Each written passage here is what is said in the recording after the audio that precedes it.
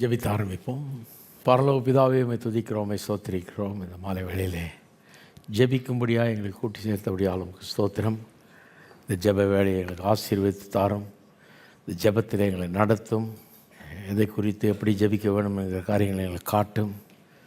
உம்முடைய மனதில் உள்ள காரியங்களை நாங்கள் ஜெபிக்கும்படியாக, அதன் மூலமாக எங்களுடைய வாழ்க்கை, எங்களுடைய உலகம் எல்லாவற்றிலும் பெரிய மாற்றங்கள் ஏற்படும்படியாக உதவி செய்வீராக. இந்த நேரத்தை ஆசீர்வதித்து தருவீராக. இன்னும் தூரத்திலிருந்து இதில் கலந்து கொள்கிறவர்களை ஆசீர்வதிப்பீராக. உள்ளங்களோடு பேசுவீராக. இயேசுவின் நாமத்தில் ஜெபிக்கிறோம், ஆமென். 75வது சங்கீதத்துக்கு திருப்பிவோம். இந்த 75வது சங்கீதமும் கிட்டத்தட்ட 73வது சங்கீதம் மாதிரி. 73 ஞாபகம் இருக்கு இல்லையா அவங்களுக்கு? 2 வாரத்துக்கு முன்னாடி தான் அதை படித்தோம். 73ஆம் சங்கீதத்தில் அங்கே ஆசாப் என்கிற அந்த சங்கீதக்காரன் நம்ம எல்லாருக்குள்ளே இருக்கிற ஒரு பெரிய கேள்வியை அங்கே கேட்குறான். என்ன சொல்கிறான்? துன்மார்க்கர் வர வர வளர்ந்துக்கிட்டே போகிறாங்க. அவங்க நல்லா செல்வத்திலையும் எல்லாத்துலேயும் பெருகிட்டே போகிறாங்க. அவர்களுக்கு நல்ல வாழ்வு உண்டாயிருக்கிறது. துன்மார்க்கருடைய வாழ்வை பற்றி அவன் பேசுகிறான். அவர்களுக்கு எந்த நோயும் இல்லை, அவர்களுக்கு எந்த பண கஷ்டம் இல்லை, எதுவும் இல்லை, எல்லாம் நல்லா இருக்கிறாங்க. ஒரு மாரல் வேர்ல்டில், அதாவது நீதி நியாயம் இருக்கிற உலகத்தில், கடவுள் நீதி நியாயம் உள்ளவர், அப்படிப்பட்ட ஒரு உலகத்தை உண்டாக்கி இருக்கிறார்னா, நீதி நியாயம் இங்கே இருக்கும்னா, நல்லவன் எல்லாம் நல்லா இருக்கணும், கெட்டவன் எல்லாம் அழிஞ்சு போகணும். தலைகீழாக இருக்குதே, கெட்டவன் நல்லா இருக்கிறான், அவன் பெருகிட்டே போகிறான், நல்லவன்லாம் கஷ்டப்பட்டுட்டு இருக்கிறானே அப்படிங்கிற கேள்வி எல்லாருக்குள்ளேயும் இருக்கிறது இல்லையா? அது முக்கியமான ஒரு கேள்வி. கடைசியில் என்ன சொல்கிறான்? அவன் பெரிய பணக்காரன் ஆகிட்டு போகிறத பார்த்து எனக்கு பொறாமையே வந்துருச்சுன்றான். ஏன்னா அவன் நல்லா இருக்கிறானேன்னு பொறாமப்பட ஆரம்பிச்சிட்டேன். அப்புறம் தான் தேவனுடைய ஆலயத்துக்கு நான் போனேன். அங்கே போன பிறகு தான் அவனுடைய உண்மை நிலை என்னங்கிறது எனக்கு ஒரு வெளிச்சம் வந்தது. அப்புறம் தான் நினச்சேன், ஐயோ இவனை பார்த்து பொறாமப்படக்கூடாது, பரிதாபப்படணும். அவன் பரிதாபமான நிலையில் இருக்கிறான், அவன் தப்பாக யோசிச்சுட்டு இருக்கிறான், எல்லாம் பிரமாதமாக இருக்குன்னு. நான் தான் ரொம்ப நல்ல நிலையில் இருக்கிறேன்றது எனக்கு அப்போ தான் விளங்க ஆரம்பிச்சுது அப்படிங்கிறான். படித்தோம் இல்லையா? அருமையான சங்கீதம். கேட்கலன்னா நீங்கள் போய் கேளுங்க, யூடியூப்பில் இருக்குது. 75 கிட்டத்தட்ட அதே மாதிரி தான். 75ஆம் சங்கீதத்தில் கொஞ்சம் வித்தியாசம். அது என்னென்னா, அதே நீதி நியாயத்தை பற்றி தான். உலகத்தில் எவ்வளோ அக்கிரமம் நடக்குது, எவ்வளோ அநீதி நடக்குது, எவ்வளோ பிரச்சனை உலகத்தில். கடவுள் எங்கே? ஏன் நீதி செய்ய மாட்டேன்றார், நியாயம் செய்ய மாட்டேறார்? ஏன் இந்த துன்மார்க்கரெல்லாம் அடித்து நொறுக்க மாட்டேங்கிறாரு? இவ்வளோ அக்கிரமம் நடந்துட்டுருக்குது. கண்ணை பார்க்குற தூரத்துக்கெல்லாம் அவ்வளோ அநியாயம், அவ்வளோ பொய், அவ்வளோ புரட்டு, அவ்வளவு ஏமாத்து வேலை, இவ்வளவு மோசமாக இருக்குது உலகம். இவ்வளோ தீமை செய்கிறவர்கள் இருக்கிறாங்க. பொல்லாதவன்லாம் நல்லா இருக்கிறான். அவன் பாட்டுக்கு வளர்ந்துக்கிட்டே போகிறான் பெருசாக. அவனுக்கு சொல்கிறது தான் நடக்குது, அவனுடைய வாழ்க்கை தான் நல்லா இருக்குது, அவங்க சொல்கிறது தான் எல்லாம் கேட்குறாங்க அப்படிங்கிற ஒரு ஆதங்கம் எல்லாருக்குள்ளேயும் இருக்குது இல்லையா? அதே ஆதங்கத்தை பற்றி தான் இங்கே 75ஆவது சங்கீதத்தில் வாசிக்கிறோம். இங்கே 73 மாதிரி பொறாமை இல்லை, அவனை பற்றி பொறாமைப்படலை. அதே சங்கீதக்காரன் தான், ஆசாப் என்கிறவன் தான் எழுதுகிறான் இதையும். ஆனால் இவனுக்கு இங்கே அந்த பொறாமை கேள்வியெல்லாம் இல்லை. இப்போ அவனுக்கு இங்கே அவனுக்கு நிச்சயம் இருக்குது. என்ன நிச்சயம் இருக்குது? கடவுள் உலகத்தை ஆளுகிறத பார்க்கும்போது கொஞ்சம் பஸ்லிங்காக தான் இருக்குது. ஒரு புரிஞ்சுக்கிறது ரொம்ப கஷ்டமாக இருக்குது. ஏன்னா நியாயத்தீர்ப்பு தாமதமாகிறது போல் தெரியுது. இன்னும் கேட்டால் ரொம்ப தாமதமாக நியாயத்தீர்ப்பு வர்ற மாதிரி இருக்குது. பொல்லாதவன் பொல்லாத செஞ்சுக்கிட்டே இருக்கிறான், போய்கிட்டே இருக்குது. எவ்வளோ நாள் தான் காத்திருக்கிறது? அப்போ நியாயத்தீர்ப்பு ரொம்ப தாமதமாகிறத பார்க்கும்போது நம்மளுக்கு புரிஞ்சுக்கிறது ரொம்ப கஷ்டமாக இருக்குது. ஆனால் கர்த்தர் சமீபமாக இருக்கிறார், அவனுக்கு ஒரு நிச்சயம் இருக்குது. இங்கே கொஞ்சம் வித்தியாசமாக இருக்கான் இந்த சங்கீதத்தில். கர்த்தர் இருக்கிறாரு, அவர் நிச்சயமாக இருக்கிறாரு. அவர் இன்னும் கேட்டால் சமீபமாக இருக்கிறார். அவருடைய நியாய தீர்ப்புகள் ரொம்ப டைம்லி, ரொம்ப சரியான நேரத்தில் சரியான காரியத்தை செய்கிறவர் அவர் அப்படிங்கிறது அவனுக்கு தெரியுது. துன்மார்க்கர் கண்டிப்பாக தண்டனை பெறுவார்கள். அவருடைய அக்கிரமங்களுக்கான தண்டனை கண்டிப்பாக அவர்களுக்கு தரப்படும் என்கிற நிச்சயம் அவனுக்கு இருக்குது. 73ல் அந்த நிச்சயம் இல்லை. அவனை பார்த்து இவன் பொறாமப்பட்டு இருக்கிற அளவுக்கு இருந்தான். அவனுடைய ஆவிக்குரிய நிலைமையே வேறு மாதிரி இருந்தது. துன்மார்க்கனுடைய வாழ்வை பார்த்து இவனுக்கு பொறாமையாயிடுச்சு. தேவனுடைய ஆலயத்துக்கு போன பிறகு தான் விளங்குச்சு. இங்கே ஒரு நிச்சயம். அந்த நிச்சயத்தை இங்கே வெளிப்படுத்துகிறான். கடவுள் எல்லாத்துக்கும் மேலே உட்காந்துட்டு இருக்கிறாரு, பார்த்துக்கிட்டு இருக்கிறாரு. ஒன்றும் தெரியாமல் இல்லை கடவுளுக்கு. நமக்கு தான் புரியுறது கொஞ்சம் கஷ்டமாக இருக்குது. ஏன்னா உடனடியே நியாயம் தீர்க்க மாட்டேங்கிறாரு, ரொம்ப லேட் பண்ணுறாரு. அது ஏன் லேட் பண்ணுறாருக்கெல்லாம் காரணம் இருக்குது, பைபிள்லேயே சொல்லியிருக்குது. அதெல்லாம் நியாயமான காரணங்கள் இருக்குது, ரொம்ப அற்புதமான காரணங்கள். அதை பார்க்கும்போது கடவுளை இன்னும் நம்ம பாராட்டுவோம். அதை நான் காமிக்கிறேன் உங்களுக்கு, பாராட்டுவோம். ஆனால் மற்றவங்களுக்கு அது பசிலிங்காக இருக்குது, ஒரு மாதிரி புரியாத ஒரு புதிராக இருக்குது. ஏன் இவ்வளோ தாமதிக்கிறாரு, இத்தனை நாள் தப்பு பண்ணுறான், அவனை போட்டு தலையே போட வேணாமா அப்படின்னு யோசிக்கிறோம் நம்ம. ஆனால் அவர் பாட்டுக்கு பொறுமையாக இருக்கிறாரு. வருஷ கணக்கில் தப்பு பண்ணிகிட்டு இருக்கிறாங்க, காலாகாலமாக அக்கிரமம் பண்ணிகிட்ருக்காங்க, பேசாமல் இருக்கார். ஆனால் எனக்கு ஒன்று தெரியும் அப்படின்றான்.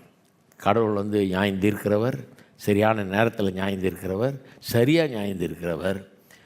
துன்மார்க்கர் ஒருபோதும் தப்பவே முடியாது என்கிற நிச்சயம் உண்டு என்கிற ஒரு காரியத்தை இந்த சங்கீதத்தில் அவன் வெளிப்படுத்துகிறான்.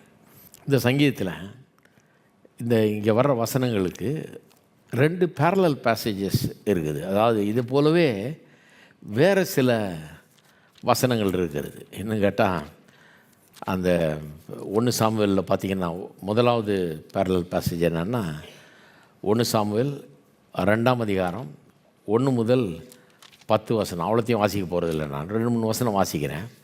1 சாமுவேல் 2ஆம் அதிகாரம் 3ஆம் வசனமும் அப்புறம் 6லேருந்து 8 வாசிக்கிறேன். இங்கே வந்து அன்னாள் ஜெபம் பண்ணுறதை பார்க்குறோம்.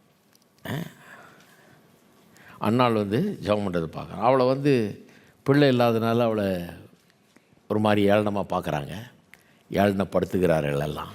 அவள் ரொம்ப தாழ்ந்த நிலையில் இருக்கிறாள், ரொம்ப தாழ்ந்தவளாக எண்ணுகிறாள் தன்னை. அப்படிப்பட்ட ஒரு சூழ்நிலை. சிலர்லாம் ரொம்ப பெருமையாக பேசிக்கிறாங்க, ஏன்னா அவங்களுக்கு பிள்ளை இருக்குது, எல்லாம் இருக்குது. அதனால் அவங்க ரொம்ப பெருமையாக பேசுகிறாங்க. இவ்வளோ பிள்ளை இல்லாதனால இவ்வளோ அந்த கல்ச்சரில் பிள்ளை இல்லைன்னா ஒரு குறை மாதிரி அது. அதனால் பிள்ளை இல்லைன்னா உனக்கு ஏதோ கோளாறாக்கும் அப்படிங்கிற மாதிரி பேசி அவளை மட்டுப்படுத்துகிறார்கள். அப்போ அந்த சூழ்நிலையிலேருந்து பேசுகிறான். 3ஆம் வசனம் பாருங்கள். இனி மேட்டுமையான பேச்சை பேசாதிருங்கள், அகந்தையான பேச்சு உங்கள் வாயிலிருந்து புறப்பட வேண்டாம். கர்த்தர் ஞானமுள்ள தேவன், அவர் செய்கைகள் யதார்த்தமாய் இருக்கிறது. அதாவது கர்த்தரை இப்போ கண்டுக்கிட்டாவ, கர்த்தர்கிட்டேருந்து நன்மை அனுபவிச்சிருக்கிறா, கண்டுக்கிட்டா. கர்த்தர் ஞானமுள்ள தேவன், யாரும் பெருமையாக பேசாதீங்க, அகந்தையாக பேசாதீங்க அப்படிங்கிறாரு. அந்த மாதிரி வார்த்தையில் புறப்பட வேண்டாம் உங்கள் வாயிலிருந்து. அவருடைய செய்கைகள் யதார்த்தம் அல்லவோ, சரியான காரியத்தை சரியான நேரத்தில் செய்கிறவர் அவர் அப்படிங்கிறத பேசுகிறா. 6லேருந்து வாசிக்கிறேன். கர்த்தர் கொல்லுகிறவரும் உயிர்ப்பிக்கிறவருமாய் இருக்கிறார், அவரே பாதாளத்தில் இறங்கவும் அதிலிருந்து ஏறவும் பண்ணுகிறவர். கர்த்தர் தரித்திரமடைய செய்கிறவரும் ஐஸ்வர்யம் அடைய பண்ணுகிறவருமாக இருக்கிறார், அவர் தாழ்த்துகிறவரும் உயர்த்துகிறவரும் ஆனவர். இந்த வசனங்களெல்லாம் எடுத்து திரித்து பேசுகிறது நிறைய பேர் பேசுவாங்க. எதுக்கு பேசுவாங்கன்னா, இது சாதாரணமாக இது ஒருத்தர் 2 வந்து கேட்டார், என்னையா நீங்கள் பெருசாக கர்த்தர் ஆசீர்வதிப்பார் நீங்கள் சொல்லியிருக்குது, கர்த்தர் என்ன பண்ணுறாரு, தாழ்த்துறாராம் நிறைய பேரை, சிலரை உயர்த்துறாரு. அப்படி தான் அது. கர்த்தர் வந்து சிலரை தாழ்த்துறாரு. பைபிளில் இருக்குதியா, நான் காமிக்கிறேன் வசனம். அவனு 1 சாமுவேல் 2க்கு திருப்புறது. கர்த்தர் சிலரை தாழ்த்துறாருன்னு இருக்குது, நான் காமிக்கிறேன் அப்படிம்பாங்க. அது மட்டும் இல்லை, தரித்திரமடைய செய்கிறார், இன்னும் சிலரை ஐஸ்வர்யம் அடைய பண்ணுகிறார். அப்போ சிலருக்கு ஐஸ்வர்யம் கிடைக்குது, சிலருக்கு தரித்திரம் கிடைக்குது. தான் கடவுளுடைய இது வழி அப்படின்னா கிடையாது. இது என்னத்தை பற்றி பேசுகிறாள், பெருமையாக இருக்கிறாங்க பாருங்கள் ஜனங்க.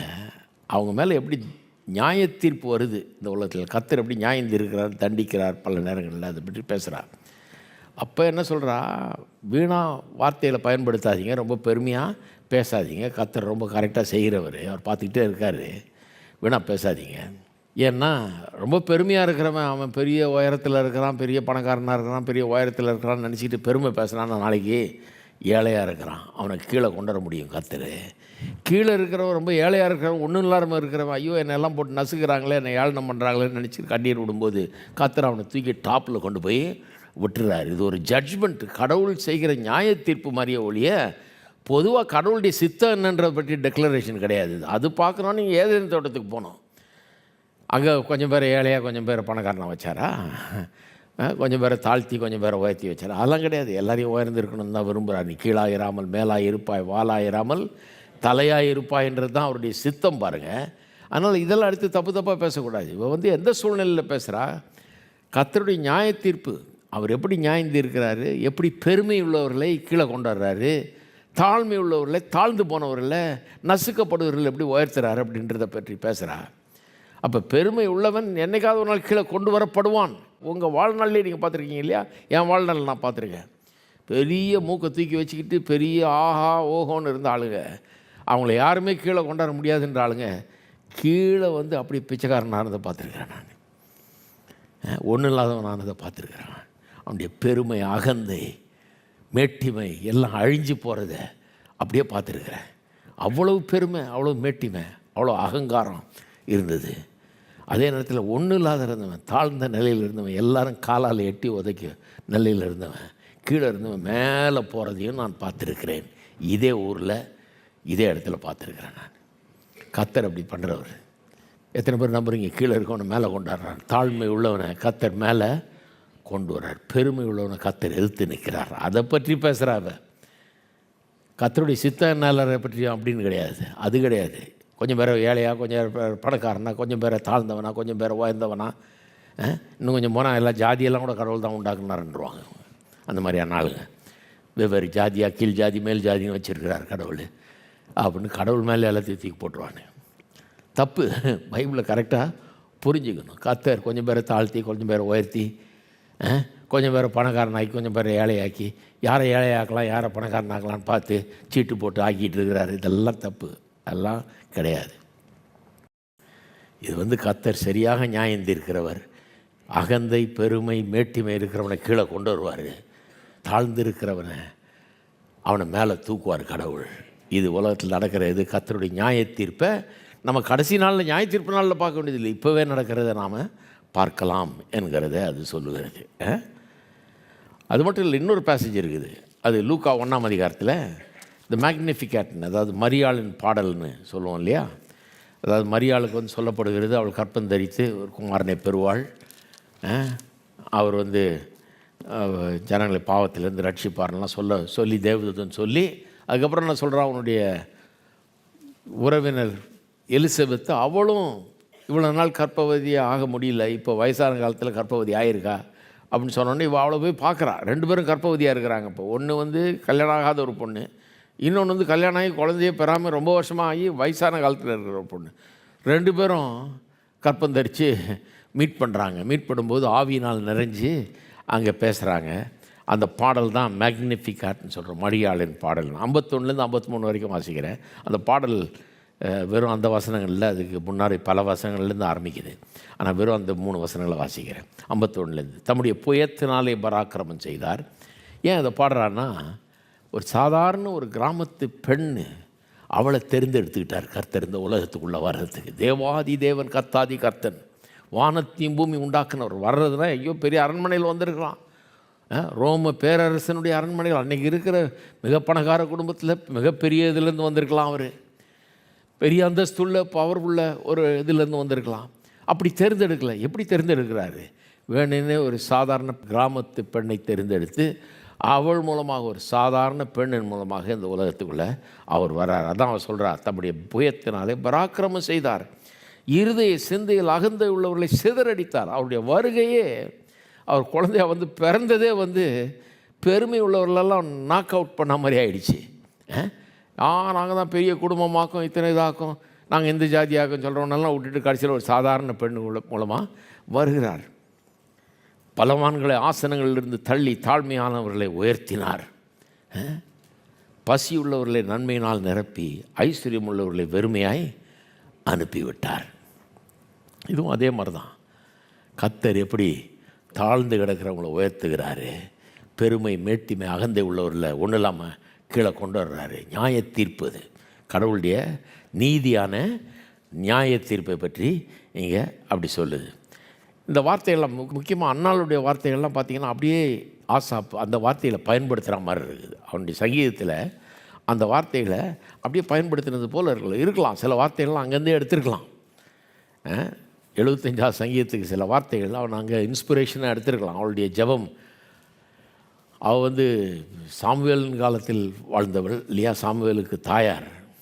அப்போ சவுல் ராஜாலாம் அதுக்கப்புறம் வந்தவர் தான், தாவீதெல்லாம் அதுக்கு பிறகு வந்தவங்க இல்லையா? அப்போ அவள் ரொம்ப முன்னாடி வாழ்ந்தவள். அவளுடைய ஜெபம் ஒரு வேளை அவள் வேண்டுதல் எல்லாருக்கும் தெரிஞ்சிருக்கலாம். அதன் மூலமாக அந்த வார்த்தைகளை அவன் பயன்படுத்தியிருக்கலாம், தெரியல. பட்டு அந்த வார்த்தைகள் கிட்டத்தட்ட அந்த விதமான வார்த்தைகள் இங்கே பயன்படுத்தப்படுகிறது 75ஆம் சங்கீதத்தில். ஏன்னா ஸ்பிரிட் ஆஃப் த சாம், அந்த அந்த பாட்டினுடைய ஸ்பிரிட் அது. தாழ்மை உள்ளவரில் உயர்த்துறாரு, வேற்றுமை உள்ளவரில் கீழே கொண்டு வர்றாரு அப்படிங்கிறது தான் இந்த இது. அதனால் கர்த்தர் எங்கே நியாயம் தீர்க்கலையே, எங்கே கர்த்தர் நீதி செய்யலையே, இவ்வளோ அக்கிரமம் நடக்குது, இவ்வளோ அக்கிரமக்காரன் பெருகிட்டே இருக்கிறான், அவன் நல்லா இருக்கிறான், அதெல்லாம் ஒன்றும் செய்யலையே கர்த்தர்னு யோசிக்க வேணாம். கிறிஸ்தவர்கள் ஒரு காரியத்தை புரிஞ்சு கொள்ள வேணும் அப்படின்றது இங்கே சொல்லுது. சரி, இதை அவுட்லைன் பண்ணணும்னா முதல் வசனம், ஃபஸ்ட்டு வசனம் வந்து கர்த்தரை துதிக்கிற ஒரு துதி. எல்லோரும் சேர்ந்து காங்கிரிகேஷன், ஏன்னா உம்மை துதிக்கிறோம் அப்படிங்கிறான். அப்போ கூட்டமாக சேர்ந்து துதிக்கிறாங்க கர்த்தரை. எதுக்கு துதிக்கிறாங்க? தேவனே உம்மை துதிக்கிறோம், உமது நாமம் சமீபமாக இருக்கிறது என்று உமது அதிசயமான கிரியைகள் அறிவிக்கிறது. நல்லா கவனிங்க, உம்முடைய நாமம் சமீபமாக இருக்கிறது என்று உம்முடைய அதிசயமான கிரியைகள் அறிவிக்கிறது அப்படின்றான். அப்போ நாமம் சமீபமாக இருக்கிறதுனா அவரே சமீபமாக இருக்கிறார். சமீபமாக இருக்கிறதா கிட்ட இருக்கிறார், தூரத்தில் இல்லை, கிட்ட இருக்கிறாரு. ஏன்னா அக்கிரம அநியாயம் பெருகிறத பார்க்குற ஜனங்கள் என்ன நினைக்கிறாங்க? கடவுள் எங்கே காணுமே, அவர் எங்கேயோ தூரத்தில் இருக்கார். வானத்தில் இருக்கிறவருக்கு, பரலோகத்தில் இருக்கிறவருக்கு இங்கே பூமியில் கஷ்டப்படுறவருடைய கஷ்டம் எங்கே தெரிய போகுதுன்னு யோசிச்சுட்டு இருக்காங்க. சங்கீதக்காரன் சொல்கிறான், இல்லை இல்லை இல்லை, உம்மை துதிக்கிறோம் தேவனே, உம்மை துதிக்கிறோம். ஏன்? உமது நாமம் சமீபமாக இருக்கிறது என்று உமது அதிசயமான செயல்கள் அறிவிக்கிறது. உம்முடைய செயல்களை பார்த்தா எப்படி மனுஷருடைய வாழ்க்கையில் தலையிடுறீர், வந்து எப்படி கீழே கிடக்கிறவனை தூக்குறீர், மேலே கிடக்கிறவனை நியாயந்திருத்தி கீழே தள்ளுறீர், எப்படி காரியங்களை செய்கிறீர், எப்படி ஜனங்களை வாழ வைக்கிறீர், காப்பாற்றுகிறீர், ஜனங்களுக்கு பராமரிக்கிறீர்னு பார்க்கும்போது நீர் தூரமாக இல்லை ஆண்டவரே, நீர் சமீபமாக தான் இருக்கிறீர் என்கிறத இங்கே சொல்கிறான். அப்போ தேங்க்ஸ் கிவிங், இந்த சாமி எங்கே ஆரம்பிக்குது? கர்த்தரை துதிக்கிறதுல ஆரம்பிக்கிறது. சமீபமாக இருக்கிறார் கர்த்தர். சமீபமாக இருக்கிறாருன்னா இது வந்து ரெண்டு விதத்தில் இதை எடுத்துக்கலாம். ஒன்று, சமீபமாக இருக்கிறாருன்னா அக்கிரமக்காரர்களுக்கு வந்து அது ஒரு எச்சரிக்கை. அக்கிரமக்காரர்களுக்கு அது என்ன சொல்லுது? இங்கே பாரு, கடவுள் ரொம்ப தூரத்தில் இல்லை, உன்னை பார்க்கலன்னு நினச்சிக்காத, நீ செய்கிறதெல்லாம் தெரியாதுன்னு நினச்சிக்காத, உன் அக்கிரமெல்லாம் யாருக்கும் தெரியாதுன்னு நினச்சிக்காத, கடவுள் கிட்ட இருக்கிறார், அவர் பார்க்குற தூரத்தில் தான் நீ இருக்கிற, கண்ணுக்கு தப்ப முடியாது, கண்டிப்பாக கர்த்தர் நியாயம் தீர்ப்பார் என்கிற ஒரு எச்சரிப்பாய் அது இருக்கிறது. அந்த விதத்தில் சொல்லலாம் கர்த்தர் சமீபமாக இருக்கிறார், அப்படி அர்த்தமாகலாம். இன்னொரு அர்த்தம் என்னென்னா, விசுவாசிகளுக்கு சொல்கிறாரு, கர்த்தர் ரொம்ப தூரத்தில் இல்லைப்பா, நீ கர்த்தர் எங்கேன்னு கேட்காத, கர்த்தர் is just around the corner, இதோ இங்கே தான் இருக்கிறார், உன் தேவைக்கு ஏற்ற மாதிரி உன் அவசரத்துக்கு இங்கே வருவார், கண்டிப்பாக உனக்கு உதவி செய்வார், உன் கூட இருப்பார், உன்னை தூக்கி விடுவார், உனக்கு கை கொடுப்பார், ரொம்ப தூரத்தில் இல்லை, அவர் எல்லாத்தையும் அறிஞ்சவராக இருக்கிறார், ரொம்ப கிட்டவே இருக்கிறார் என்கிற அந்த அர்த்தத்திலையும் சொல்லப்பட்டிருக்கு. அப்போ ரெண்டு விதத்துலையும் சொல்லப்பட்டிருக்குது. பொல்லாதவனுக்கு ஒரு எச்சரிக்கை, கர்த்தர் கிட்ட இருக்கிறார், பார்த்துக்கிட்டே இருக்கார், ஜாக்கிரதையார், கண்டிப்பாக நியாய தீர்ப்பு வருங்கிறத சொல்லுகிறது. இன்னொன்று, விசுவாசிகளுக்கு ஒரு பெரிய ஆறுதல். அது என்ன? கர்த்தர் தூரமாக இல்லை, உங்கள் பிரச்சனையின் மத்தியில், உங்கள் வியாதியின் மத்தியில், உங்கள் தேவைகள் மத்தியில், நீங்கள் சந்திக்கிற அச்சுறுத்தல்கள் மத்தியில், உங்களுடைய பயங்களின் மத்தியில், உங்களுடைய குழப்பங்கள் மத்தியில் கடவுள் எங்கேன்னு கேட்டிங்கன்னா, கடவுள் தூரமாக இல்லைங்க, கடவுள் ரொம்ப கிட்ட இருக்கிறாரு. ஆகவே கர்த்தரை நாம் துதிக்கிறோம். எத்தனை பேர் இன்றைக்கு கர்த்தரை துதிக்கிறோம்? நம்ம கொஞ்சம் நேரம் கர்த்தரை துதிப்போம். கர்த்தர் தூரமாக இல்லை. நீங்கள் நான் இங்கே வந்திருக்கிறவங்களுக்கு சொல்லுகிறேன், இன்னொன்று தூரத்திலிருந்து இதில் கலந்து கொண்டிருக்கிறவங்களுக்கு சொல்கிறேன், நீங்கள் தூரமாக இருந்தீங்கன்னா எங்களுக்கு தூரமாக இருக்கலாம், கர்த்தருக்கு தூரமாக இல்லை. கர்த்தர் உங்கள் பக்கத்திலே இருக்கிறார். எந்த நாட்டில் இருந்தாலும் சரி, எந்த ஊரில் இருந்தாலும் சரி, வீட்டில் இருந்தாலும் சரி, காட்டில் இருந்தாலும் சரி, எங்கே இருந்தாலும் கர்த்தர் சமீபமாக இருக்கிறார். சமீபமாக இருக்கிறார். பிரச்சனையின் மத்தியில் அவர் இருக்கிறார், கூடவே இருக்கிறார். ஷாத்ராக், மேஷாக், ஆபேத்நேகோவோட 4வது மனிதனாக அந்த அக்கினி சூழலில் உள்ள நுழைஞ்சவர். நான் சொல்லுகிறேன், உங்களோடும் என்னோடு கூடும் அக்கினி போன்ற சோதனையில் உலாவி கொண்டிருக்கிறார். அதனால தான் நம்ம அக்கினியில் போடப்பட்டோம் என்கிற அந்த வாசனை கூட நம்ம மேலே இருக்காது. நீங்கள் நினைக்கிறீங்க இவ்வளோ பெரிய பிரச்சனைகள் இருக்கிறேன்னு. நான் சொல்கிறேன், அந்த பிரச்சனையிலிருந்து முற்றிலுமாய் உங்களை காப்பார், உங்களை வழி நடத்துவார், உங்களுக்கு போதுமானவராக இருப்பார். அப்பேற்பட்ட நல்ல தேவனவர் சமீபமாக இருக்கிறார். எல்லாம் சொல்லுவோம், கர்த்தர் சமீபமாய் இருக்கிறார், என் கூடவே இருக்கிறார், எனக்கு அருகாமையிலே இருக்கிறார். கர்த்தர் சமீபமாய் இருக்கிறார், எல்லாவற்றையும் காண்கிறார், என் தேவைகளை அறிந்திருக்கிறார், எனக்கு போதுமானவராய் இருக்கிறார். நம்ம எல்லாரும் கர்த்தரை துதிப்போம். கர்த்தர் சமீபமாக இருக்கிறபடினால இந்த ஜனங்கள் துதித்தது போலவே நாமும் துதிப்போம். ஸ்தோத்திரம் கர்த்தாவே, உமக்கு ஸ்தோத்திரம். சமீபமாக இருக்கிற தேவனே, உமக்கு ஸ்தோத்திரம். ஓ உமக்கு ஸ்தோத்திரம், ஸ்தோத்திரம், ஸ்தோத்திரம் கர்த்தாவே. தூரமாய் இருக்கிறோம் என்று நினைத்து கொண்டிருக்கிறவர்களுக்காக ஜெபிக்கிறோம் கர்த்தாவே. அவர்களுக்கு சமீபமாய் நீர் இருக்கிறீர், சமீபமாய் இருக்கிறீர். ஓ ஸ்தோத்திரம் கர்த்தாவே, ஸ்தோத்திரம். ஓ சமீபமாக இருக்கிறபடியால் உமக்கு ஸ்தோத்திரம். அவர்களுக்கு உதவக்கூடிய அவ்வளவு அருகாமையில் இருக்கிறீர். ஓ உம்முடைய கரம் அவர்களை தொட முடியும். நீர் அவ்வளவு சமீபமாக இருக்கிறீர், அவர்களுக்கு அருகாமையில் இருக்கிறீர். கை கொடுக்கக்கூடியவராக இருக்கிறீர், தூக்கிவிடக்கூடியவராக இருக்கிறீர், விடுவிக்கக்கூடியவராக இருக்கிறீர், அற்புதங்களை செய்யக்கூடியவராக இருக்கிறீர். ஓ உமக்கு ஸ்தோத்திரம். நீ தூரமாய் இல்லை, சமீபமாக இருக்கிறபடியால் உமக்கு ஸ்தோத்திரம். அவருடைய தேவையின் மத்தியிலே, பிரச்சனையின் மத்தியிலே, எல்லா சவால்கள் மத்தியிலே, வாழ்க்கையின் சகல பயங்கரமான சூழ்நிலை மத்தியிலே சமீபமாக இருக்கிறதை உணரட்டும் கர்த்தாவே. இந்த சபை மக்கள் நீர் சமீபமாக இருக்கிறீர் என்பதை ஒவ்வொரு நாளும் உறுதி செய்யட்டும். தூரமாக இருக்கிறவர் அல்ல நீர்.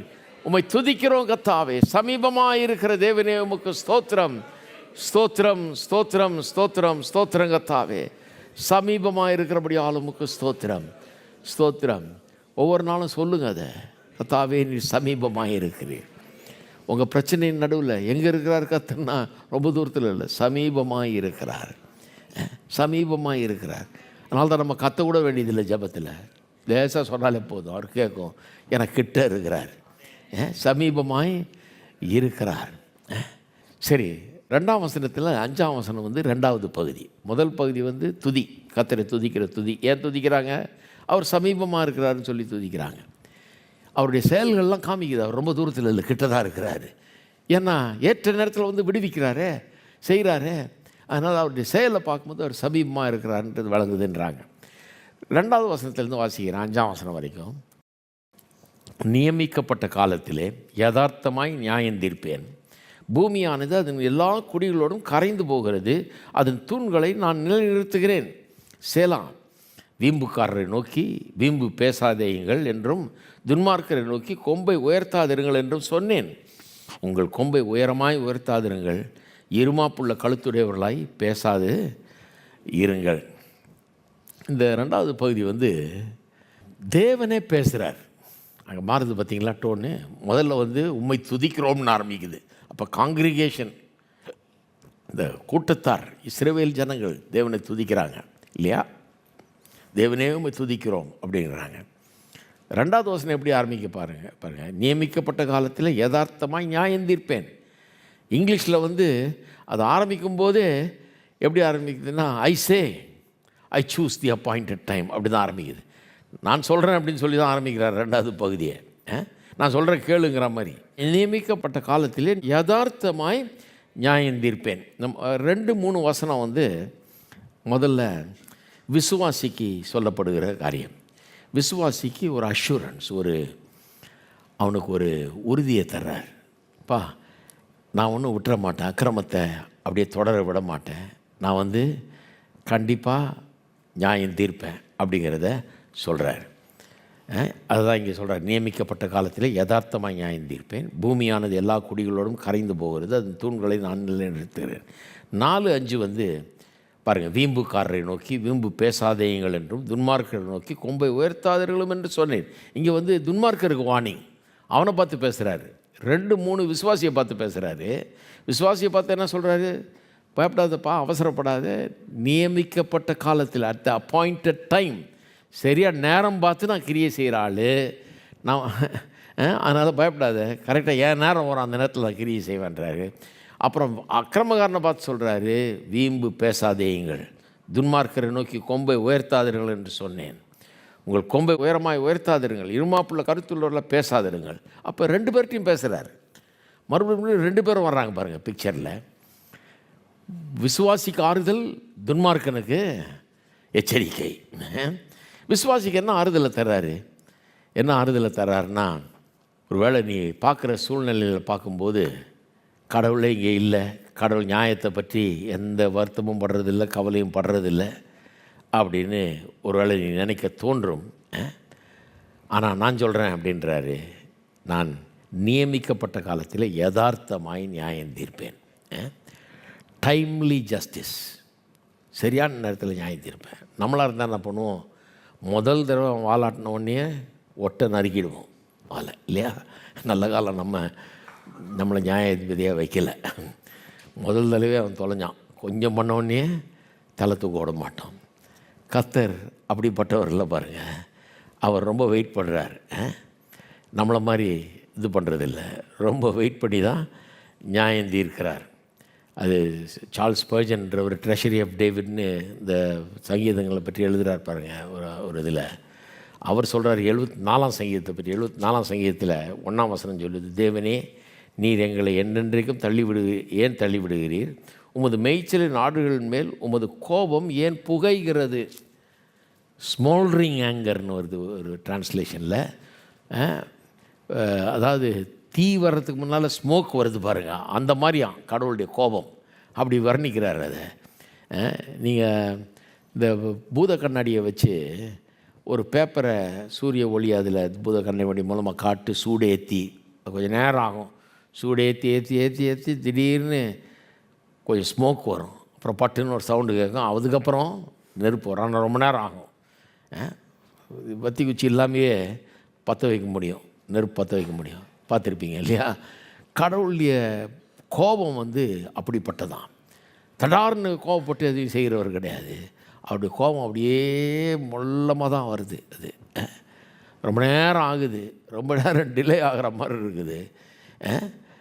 ஆனால் அப்படியே அதனுடைய அறிகுறிகள் தெரியுது. கொஞ்சம் ஸ்மோக் வருது, அதுக்கப்புறம் கொஞ்சம் நெருப்பு வருது, அதுக்கப்புறம் அது பற்றி எரிகிறது. அப்படி தான் வரும் அப்படிங்கிற மாதிரி ஸ்பர்ஜன் அதை ரொம்ப அழகாக அதை விளக்குகிறத அங்கே பார்க்கலாம். ஏன் கர்த்தர் அப்படி மெதுவாக பண்ணுறார்? ஏன் அவ்வளோ டிலே ஆகுது? டக்குன்னு பற்ற வைக்க வேண்டியதானே, அக்கினி அனுப்பிச்சி நியாயம் தீர்க்க வேண்டியதானே, இவன் அக்கினி கடலில் தூக்கி போட வேண்டியதானே.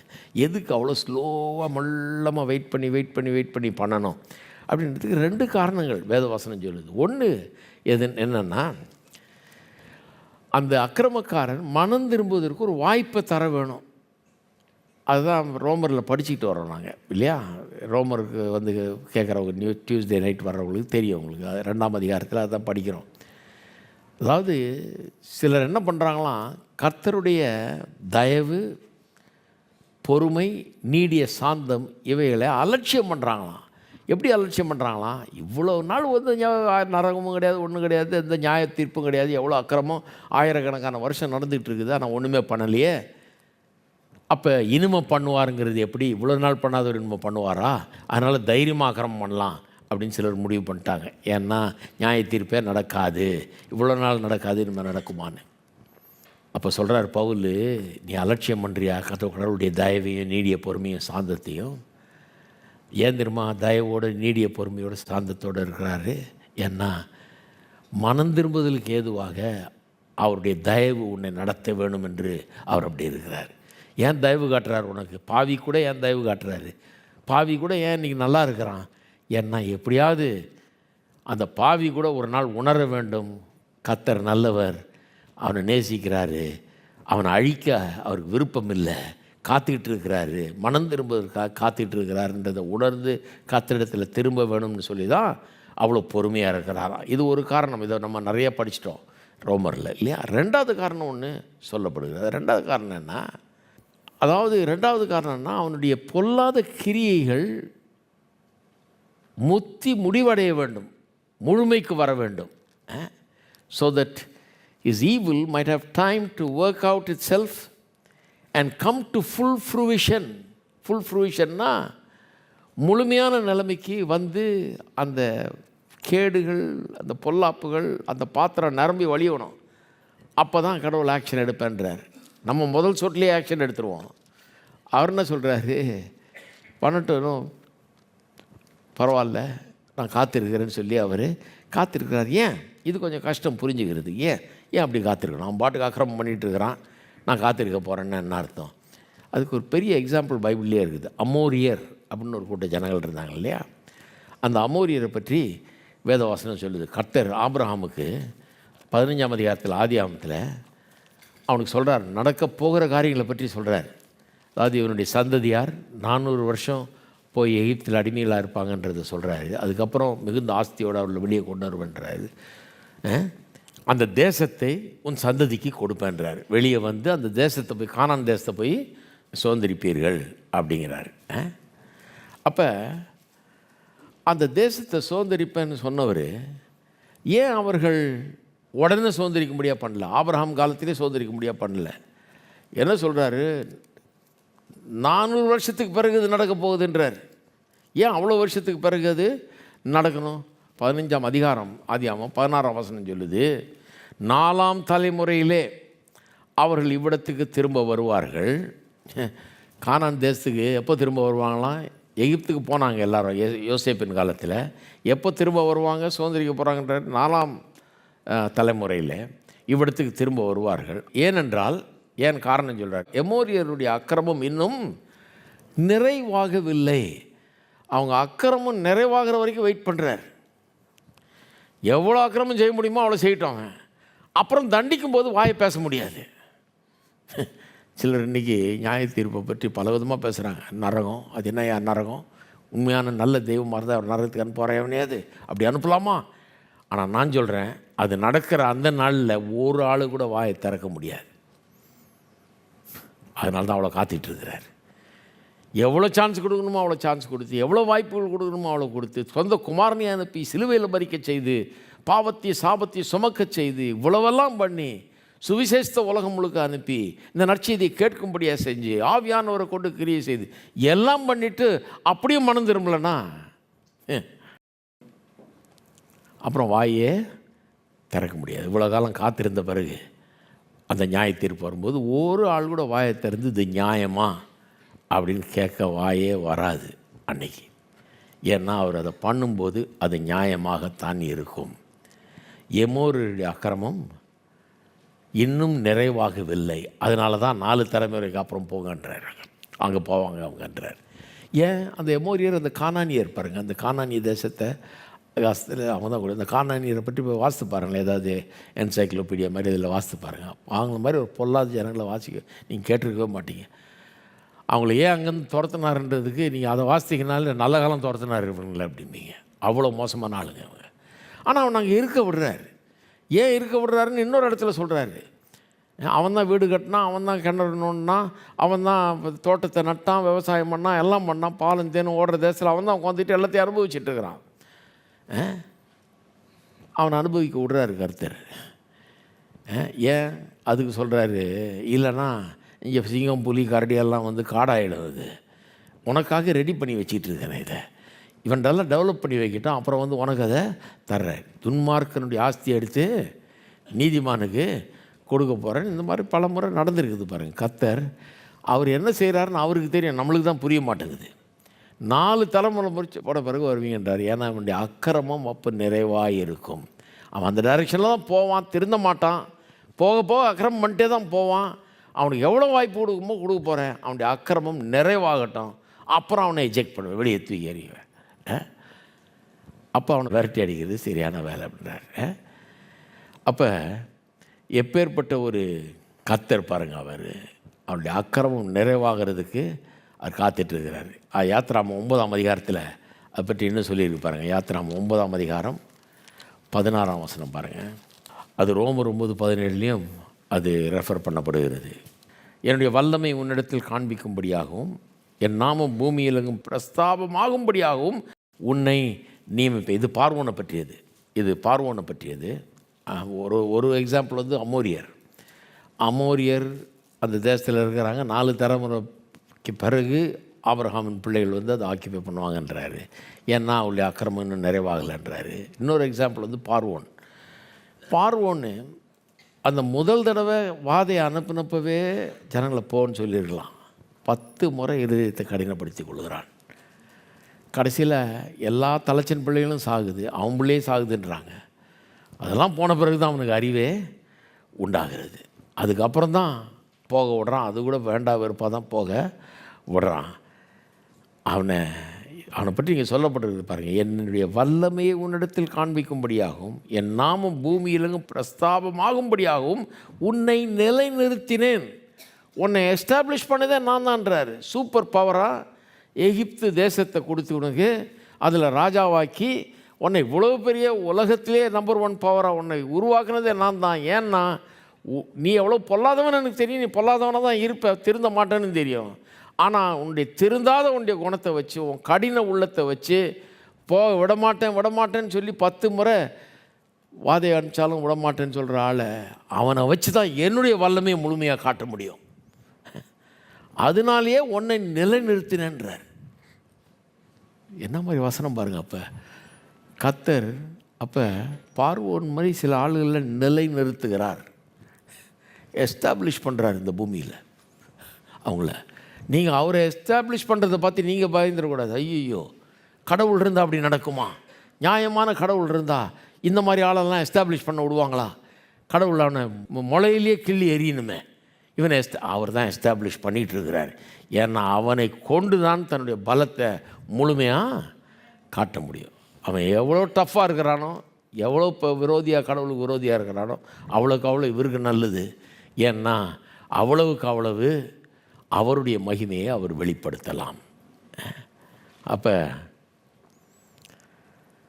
அதனால தான் டிலே. இது தான் விசுவாசிகளுக்கு அவர் சொல்கிறார். டிலேயை பார்த்து ஏமாந்துடாதீங்கன்றார். நியமிக்கப்பட்ட காலத்திலே கடவுளுக்கு தெரியும் டைம் டேபிள், எப்போ பண்ணணும், எதை பண்ணணும், எப்போ பண்ணால் கரெக்டாக இருக்கும், எப்போ பண்ணால் அவருடைய பர்பஸ் சர்வ் ஆகும். நம்ம என்ன பண்ணுறோம்? கர்த்தாவே இன்றைக்கே ஆகணும். இப்போ ஜெபம் பண்ண கண்ணை திறக்கிறதுக்குள்ளே எனக்கு ஆகணும்னு நினைக்கிறேன். சொல்ல இல்லை, டைம் என்கிட்ட விட்டுரு, டைமிங் வந்து என்கிட்ட விட்டுரு. ஏன்னா உனக்கு டைமிங் அவ்வளோ தெரியாது, ஞானம் கிடையாது, விட்டுரு என்கிட்ட. டைமிங்கை நான் தீர்மானிச்சுக்கிறேன்றார். யதார்த்தமாக நியாயம் தீர்ப்பேன் அப்படின்னா அதில் எந்த குளறுபடியும் இருக்காது, கரெக்டாக இருக்கும் நியாய தீர்ப்பு அப்படிங்கிறார். சரி, அப்போ விசுவாசிகளுக்கு எவ்வளோ பெரிய ஒரு ஆறுதல் பாருங்கள். இதை விட ஒரு பெரிய ஆறுதல் கிடைக்குமா? விசுவாசிகள் சொல்கிறப்பா அவன் மனம் திரும்பிட்டான், அதனால தான் காத்துக்கிட்டு இருக்கேன்றார் ஒரு பக்கம். இன்னொரு காரியம் என்னன்னா, அவன் மனம் திரும்பவே மாட்டான், ரொம்ப டஃப்பாக தான் இருப்பான். ஆனால் அதன் மூலமாக என் மகிமை இன்னும் அதிகமாக வெளிப்படும். அதெல்லாம் உனக்கு தெரியாது, சொன்னால் விளங்காது, கொஞ்சம் வெயிட் பண்ணு அப்படிங்கிறார் விசுவாசி. கடவுள் இருந்தால் அப்படி நியாயமான ஒரு உலகமாக இருந்தால், மாரல் வேர்ல்டாக இருந்தால் இதெல்லாம் நடக்குமா? கேட்காத, எனக்கு தெரியும் என்ன நடக்குது, நம்பு அப்படின்றார். அடுத்தது அக்கிரமக்காரர்களுக்கு ஒரு வார்னிங் கொடுக்குறார். 4-5 வசனத்தில், வீம்புக்காரரை நோக்கி வீம்பு பேசாதீங்கள் என்றும் துன்மார்க்கரை நோக்கி கொம்பை உயர்த்தாதீர்களும் என்று சொன்னேன்.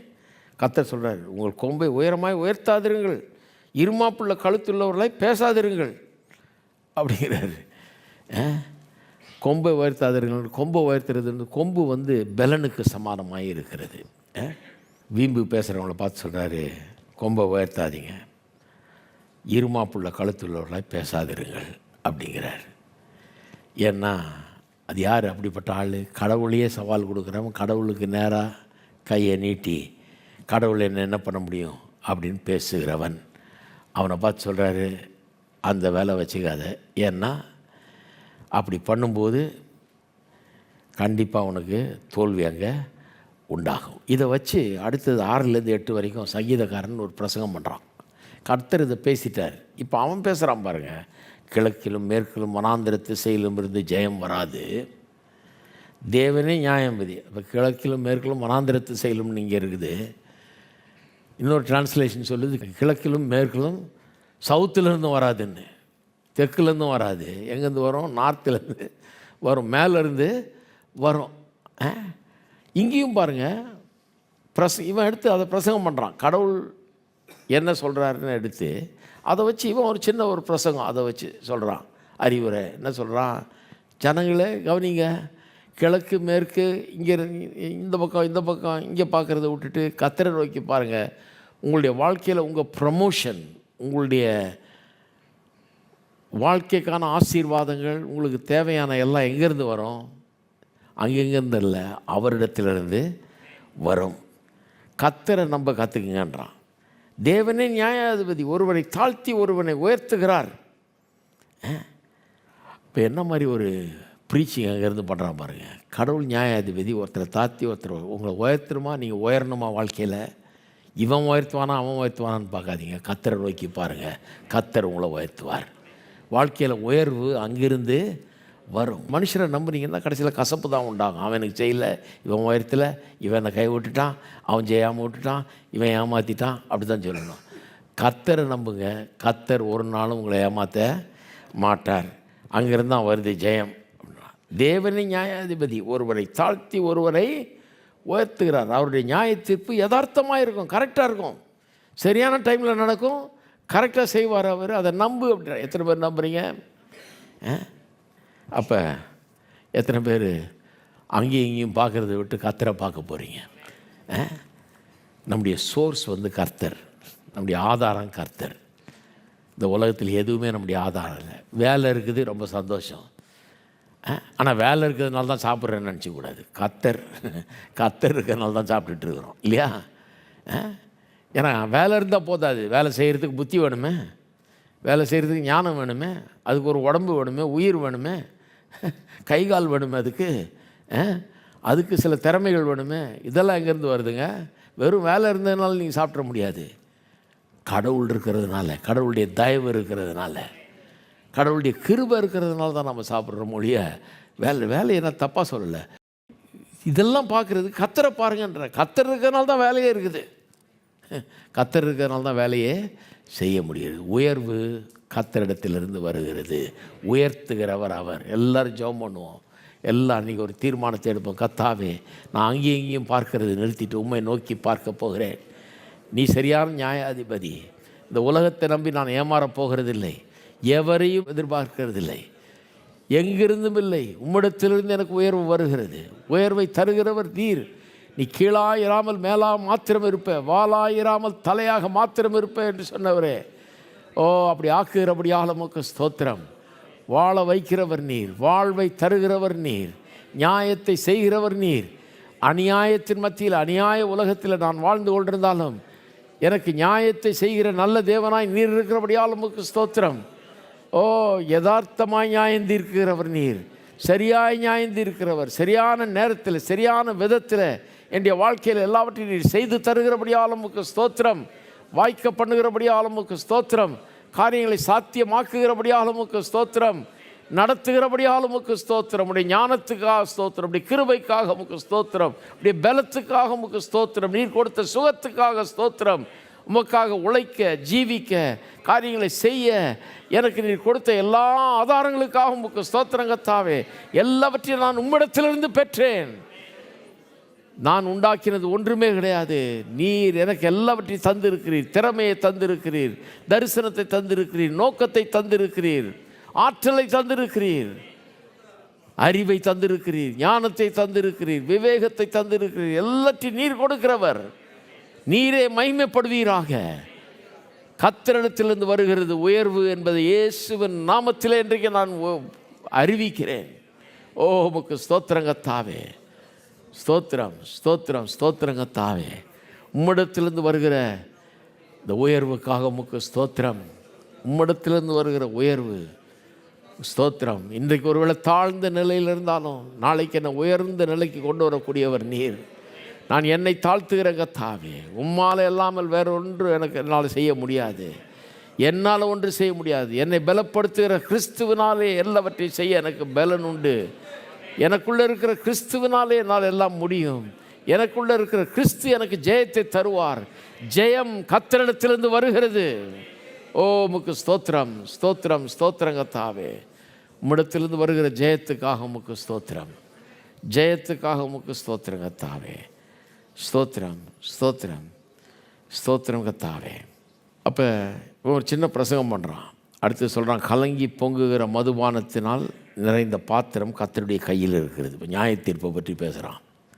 அதுக்கு நியாய தீர்ப்பை வந்து த கப் ஆஃப் ராத், கர்த்தரின் கோபத்தின் பாத்திரம்ங்கிற விதத்தில் பேசுகிறான்.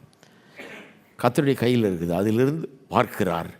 பூமியிலுடைய துன்மார்க்கர் யாவரும் அதன் வண்டல்களை உறிஞ்சி குடிப்பார்கள். முதல்ல விசுவாசிக்கு சொல்லிட்டான், உன்னுடைய நல்வாழ்வு வந்து அங்கேருந்து இங்கேருந்து வர்றதில்லை, கர்த்தரிடத்திலேருந்து வருது. அவரே நியாயாதிபதி. ஒருத்தனை தாழ்த்தி ஒருத்தனை உயர்த்துறவர் அவர். இன்றைக்கி தாழ்த்தி இருந்தீங்கன்னா கர்த்தரை நம்பு. தாழ்ந்த நிலையில் இருந்தால் கர்த்தரை நம்பு. உயர்ந்த நிலையில் இருந்தால் கர்த்தருக்கு நன்றியாரு. கர்த்தரை தான் அங்கே கொண்டு வந்தவர். தாழ்ந்த நிலையில் இருந்தால் உயர்ந்த நிலைக்கு வருவேங்கிறத விசுவாசி. கர்த்தரை நம்பு. கர்த்தர் நடத்துவார். கர்த்தர் கொண்டு வருவார். கர்த்தரால் கூடாத காரியம் ஒன்றும் கிடையாது. முதல்ல விசுவாசிக்கு சொல்லிவிட்டு அப்புறம் அக்கிரமக்காரனை பார்த்து சொல்கிறான். கர்த்தருடைய கையில் கலங்கி பொங்குகிற மதுபானத்தினால் நிறைந்த பாத்திரம் இருக்கிறது. அதிலிருந்து வார்க்கிறார். பூமியில் உள்ள துன்மார்க்கர் யாவர் முதல் வண்டல்களை குடிப்பார்கள். இந்த பானம் மாதிரி டிஸ்கிரைப் பண்ணுறதுங்கிறது வேதத்தில் நிறைய இடத்துல வருது. அது cup of the wrath of God. நிறைய ஏசாயால எரேமியால ரெவலேஷன் வெளிப்படுத்தலாம் வருது. அது அப்போ இதுக்கு உதாரணம் இந்த cup of the wrath of God, தேவ கோபாக்கினை என்கிற அந்த பாத்திரம். அதில் அதன் வண்டல்களை உறிஞ்சி குடிப்பாங்கன்னா அது அடிமண்டி வரைக்கும் ஒரு சொட்டு விடாமல் குடிப்பாங்களாம் ஒரு நாள் துன்மார்க்கர். அவ்வளோத்தையும் குடிப்பாங்க. அந்த அந்த தேவ கோபாக்கினை என்கிறத ஒரு சொட்டு விடாமல் கடைசி சொட்டு வரைக்கும் அந்த அடிமண்டி வரைக்கும் எல்லாம் குடிப்பாங்க அப்படிங்கிறார். அப்படி தான் நடக்குதுன்றதுக்கு எத்தனை ஆதாரம் வேணும் உங்களுக்கு சரித்திரத்தில்? நான் சொல்கிறேன், பார்வோனை பாருங்கள். பார்வோன் என்ன சொன்னான் மோசேகிட்ட? மோசே என்னை ஜனங்களை போக விடுன்னு சொன்னப்போ அவன் என்ன சொன்னான்? யார் உன் கடவுள்? அவர் பேர் என்ன? அவருக்கு ஏன் நான் கீழ்ப்படியணும்? அவர் யார்? அவர் எனக்கு சொல்கிறது போக விடுன்னு கடவுள் சொன்னாருன்னு சொல்கிற யார் அவர்? என்ன கடைசியில் என்னான்னா அவனுடைய முழு இராணுவம் கொண்டு போய் அங்கே கடலில் மூழ்கடிக்கப்பட்டது. ஒன்றுலாம் போனான். எவ்வளோ பெருமையான பேச்சு பாருங்கள். உன் கடவுள் யார்? அவர் பேர் என்ன? அவர் சொல்கிறதுக்கு நான் எது கீழ்ப்படினோம்? நான் யார்? நான் எகிப்தின் ராஜா, வேர்ல்ட் சூப்பர் பவர் நான். அவர் சொல்கிறதுக்கு நான் கீழ்ப்படினுமான்னா கடைசியில் ஒன்றும் இல்லாமல் போயிட்டான். அவனுடைய தலைச்சன் பிள்ளை வரைக்கும் செத்துதுன்றாங்க சரித்திரத்தில். அந்த அளவுக்கு ஆயிடுச்சு. எல்லாத்தையும் இழந்தான். அவன் மட்டும் இல்லை, நேபுகத்நேசர் தேவனுடைய என்றென்றைக்கும் அரசாளுகிற அந்த தேவனுக்கு விரோதமாக எழும்பி தன்னுடைய சிங்காசனத்தை அதுக்கு மேலே உயர்த்தினான். அதோட தேவனோட பெரிய ஆள் மாதிரி தன்னை பார்த்தான். அவன் கடைசியில் புல்லை தின்னான் இருக்குது. மிருகம் மாதிரி ஆகி, என்ன கதை பாருங்கள், பைத்தியம் பிடிச்சி மிருகம் மாதிரி ஆகி புல்லை தின்னுட்டு கிடந்தான் மனம் திரும்புகிற வரைக்கும். இதை விட கேவலம் எங்கேயா பார்த்துருக்கீங்களா?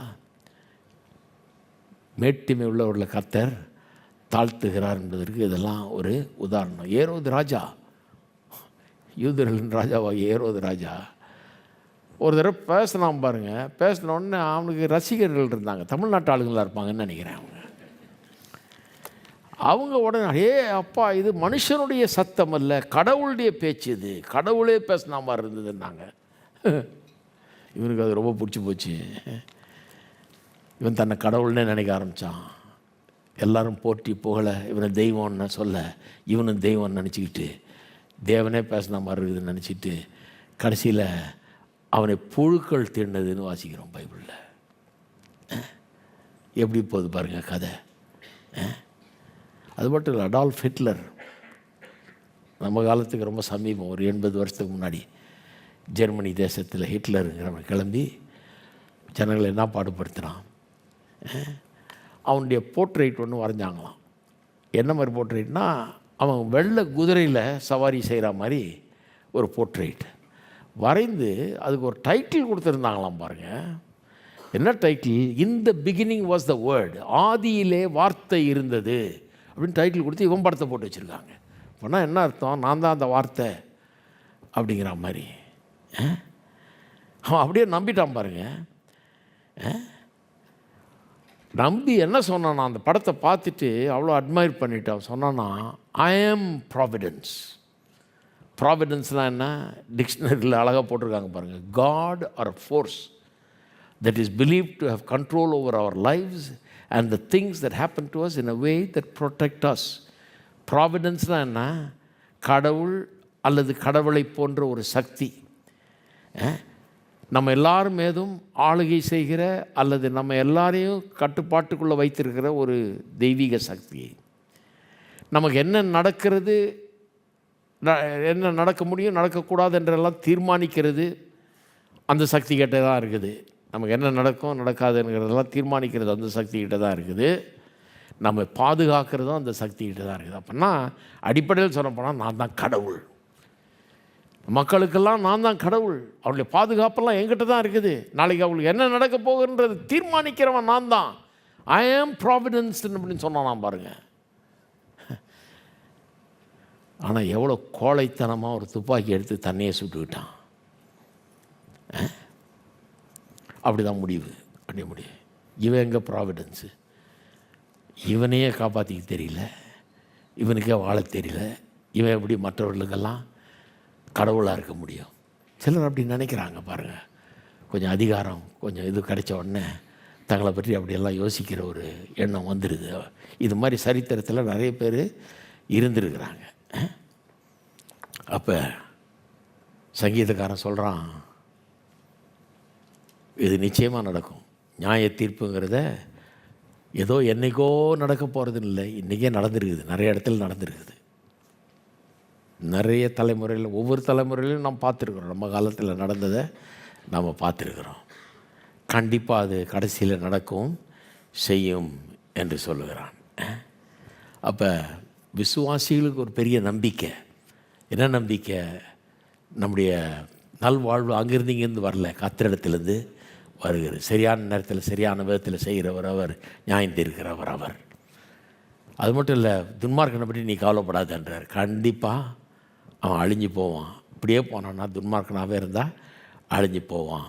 கர்த்தர் பொறுமையாக இருக்கிறார். ஏன்னா அவனுக்கும் ஒரு வாய்ப்பு இருக்கணும் ரட்சிக்கப்படுறதுக்குன்னு. முடிச்சுட்டு கடைசி 2 வசனத்தில் இவன் ஒரு காரியத்தை சொல்கிறான், ஒரு அறிக்கையை அங்கே சொல்கிறான். நானோ என்றைக்கும் இதை அறிவித்து யாக்கோபின் தேவனை கீர்த்தனம் பண்ணுவேன். எதை அறிவித்து? இதை அறிவித்துன்றான் பாருங்கள். எதை அறிவித்து? நான் இன்றைக்கி சொல்கிறேன், நாம் இதை அறிவிக்க போகிறோம். நம்ம ஒரு தடவை ஜெபம் பண்ணும்போது இதை அறிவிக்கணும், பாடும்போது இதை அறிவிக்கணும். ஏன்னா சொல்கிறான், யாக்கோபின் தேவனை கீர்த்தனம் பண்ணுவேன், பாடுவேன்றான். பாடும்போது இந்த மாதிரி காரியங்களை தான் சொல்லணும். என்னத்தை சொல்கிறான்? துன்மார்க்கருடைய கொம்புகளை எல்லாம் வெட்டி போடுவேன். அதான் கர்த்தர் சொல்லியிருக்கார் இல்லையா? அப்படி அதை சொல்லுவேன்றான். இதை அறிவிப்பேன். எதை அறிவிப்பேன்? ஏன்னா அவர் சொல்லிட்டார், துன்மார்க்கனுடைய கொம்புகளை எல்லாம் வெட்டி போடுவேன், நீதிமானுடைய கொம்புகளோ உயர்த்தப்படும் அப்படிங்கிறத நான் அறிவிப்பேன். என்ன ஒரு கிறிஸ்தவர்களுக்கு எப்பேற்பட்ட ஒரு ஆறுதல் பாருங்கள். துன்மார்க்கன் கையை ஓங்கிறத பார்த்துட்டு, அவன் ஓங்கி இருக்கிறத பார்த்துட்டு எத்தனையோ நேரம் நம்ம நினச்சிருக்கோம் கடவுள் என்ன பண்ணுறாருன்னு. சொல்கிறாரு, இவன் சொல்கிறான், இதை அறிவியுங்கள், இதை அறிக்கை செய்யுங்கள். துன்மார்க்கனுடைய கொம்புகளை எல்லாம் வெட்டி போடுகிறவர் என்று தேவன், நீதிமானுடைய கொம்புகளை உயர்த்துகிறவர் அவர், உயர்த்துகிறவர் அவர். எத்தனை பேர் நம்புறீங்க உங்கள் கொம்புகளை உயர்த்துகிறாருன்னு? உயர்த்துகிறவர் அவர். சூழ்நிலையில் பார்த்து அஞ்சக்கூடாது. இந்த உலகத்தில் நடக்கிற காரியங்களை குறித்து பயப்படக்கூடாது. துன்மார்க்கனுடைய கொம்புகளை வெட்டி போடுகிறவர் தேவன், நீதிமானுடைய கொம்புகளை உயர்த்துகிறவர். இன்றைக்கி மேட்டிமை பாராட்டுகிறவர்கள், அகங்காரம் பேசுகிறவர்களுடைய கொம்புகளை வெட்டி போடுகிறவர்.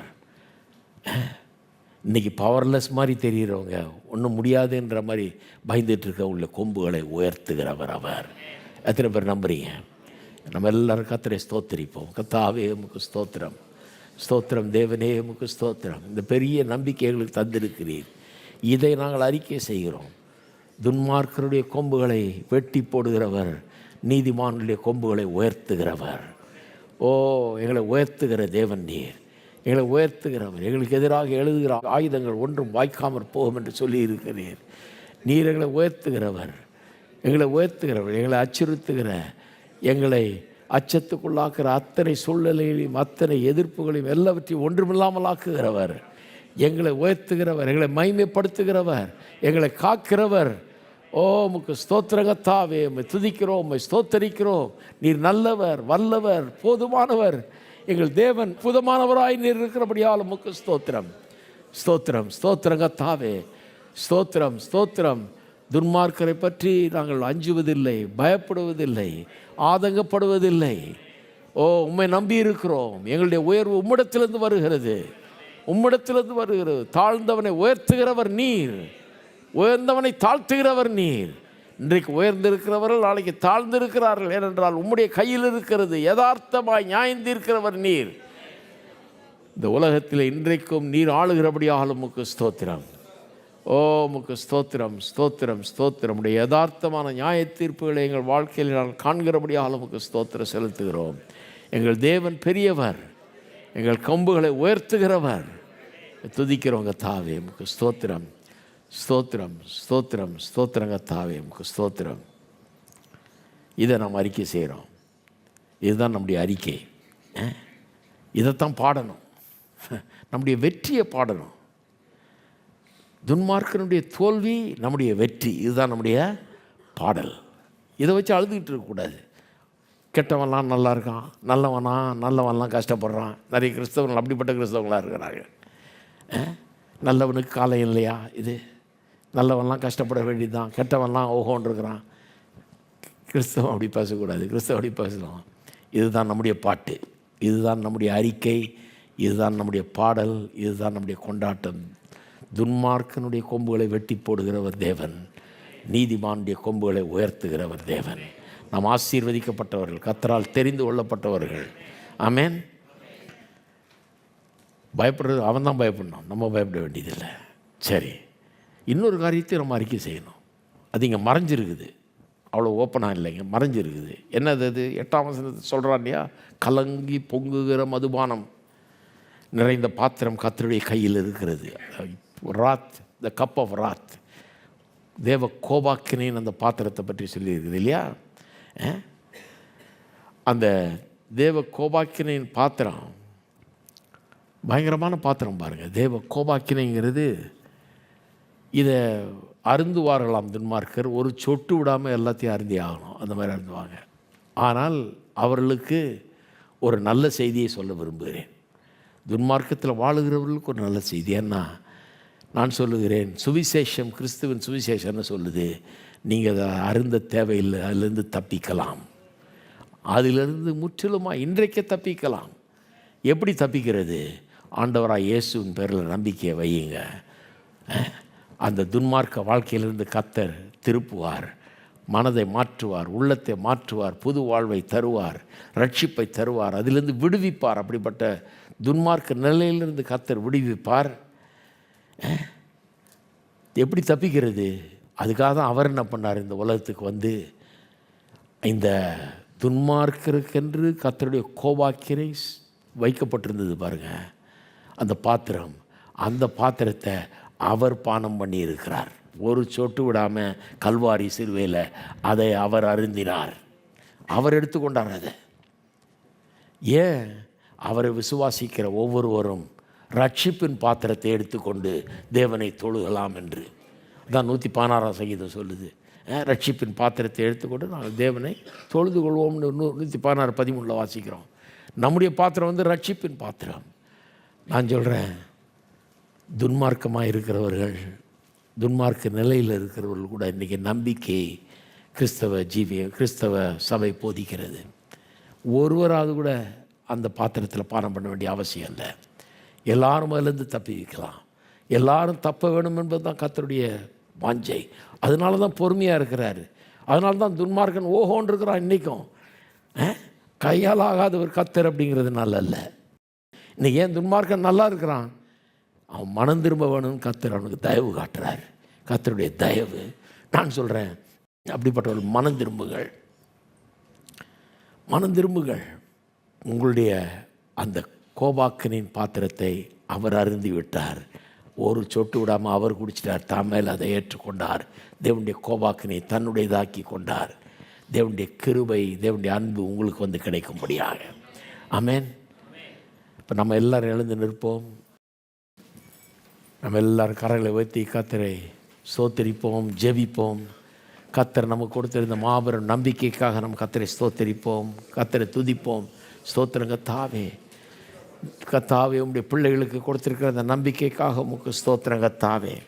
நியாயம் எங்கே இருக்குது? நீதி எங்கே இருக்குது?